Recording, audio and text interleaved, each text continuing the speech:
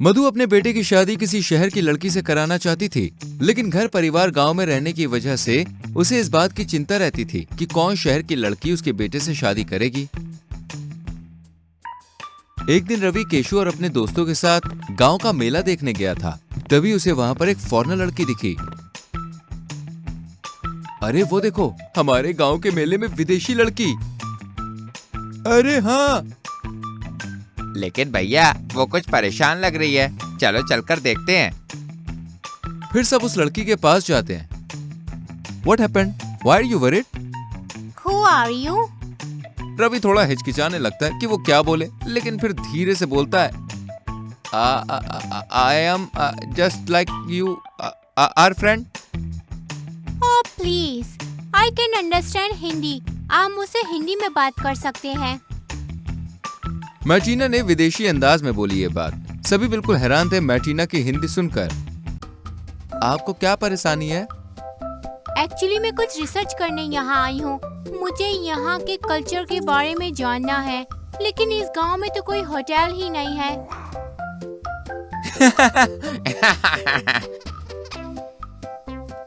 यहाँ आपको होटल नहीं मिलेगा। तो मैं कहाँ रहूंगी? रवि कुछ देर सोचता है। आप मेरे घर रह सकती है। तभी केशु चौंक कर बोला, क्या? पर भैया तुम्हें तो पता है ना कि माँ। हाँ मुझे पता है केशु, तू चुप कर।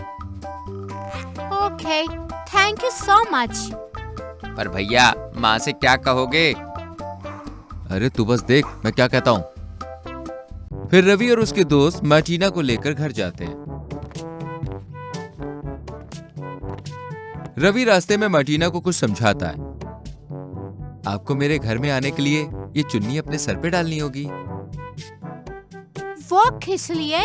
ताकि मेरी माँ आपका स्वागत कर सके, और ये माला भी पहननी होगी। मैटिना ठीक वैसा ही करती है जैसा रवि उसको कहता है, और वो लोग घर पहुंच जाते हैं। आप यहीं रुकिए, मैं अभी माँ को बुलाकर लेकर आता हूँ। रवि घर के अंदर जाता है। माँ, माँ, अरे ओ माँ। अरे क्या हो गया? क्यों इतना गला फाड़ रहा है?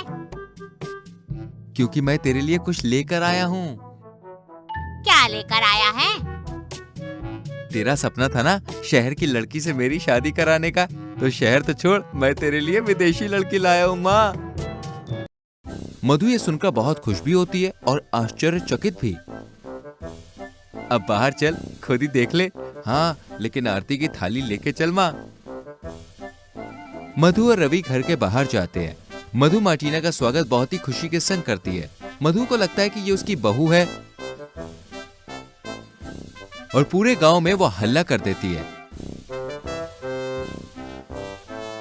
लेकिन रवि मैटिना को झूठ बोलकर घर लाया था, क्योंकि उसे पता था कि मधु ऐसे ही किसी लड़की को घर में नहीं रखेगी।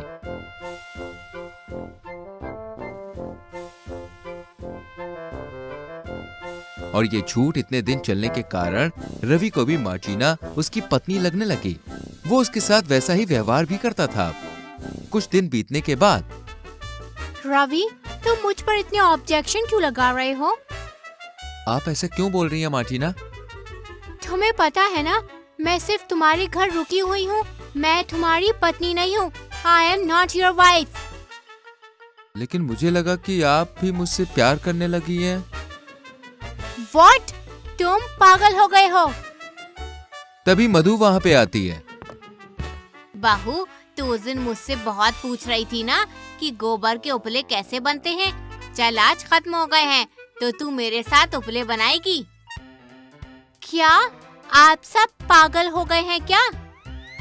और सुन, उपले बनेंगे, सूखेंगे तो बहुत टाइम लगेगा, इसलिए आज लकड़ी पर खाना तू ही बनाएगी। और हाँ, हमारी गाय गाना सुनकर दूध देती है और खाना खाती है। चल शुरू हो जा।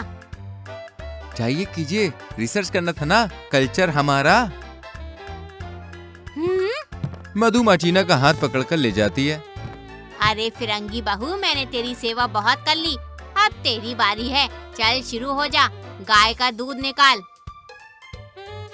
मैटिना बाल्टी लेकर गाय के पास बैठती है और अपने फोन से इंग्लिश गाना बजाती है।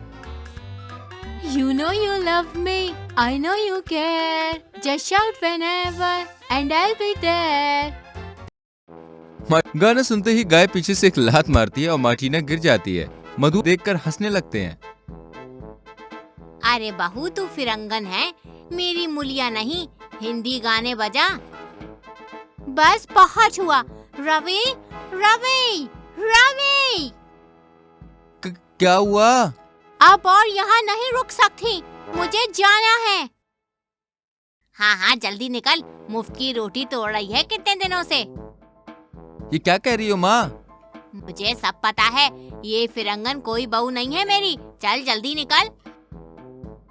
मार्टिना परेशान होकर वहां से चली जाती है। मधु और रवि एक दूसरे को देखकर हंसने लगते हैं। तेरी शादी गांव की लड़की से ही होगी।